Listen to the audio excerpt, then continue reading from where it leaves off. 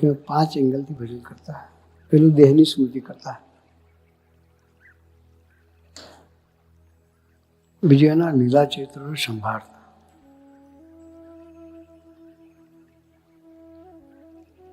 ત્રીજું એની કથા વાર્તાનું મનોચિંતન કરતા. બાપાએ જે કંઈ ગોષ્ઠી કરી હોય, વાત કરી હોય એને સંભાળીને મનોચિંતન કરીએ.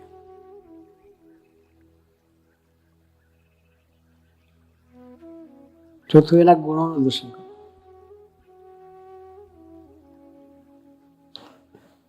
એ કોણ અને કેવા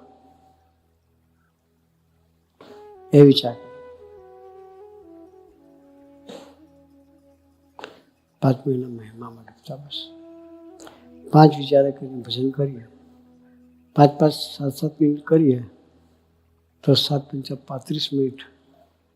30 મિનિટનું જે ભજનની સ્વામી જે વાત કરે છે તો હસતા રમતા 30 મિનિટનું ભજન આપણે કરી શકીએ.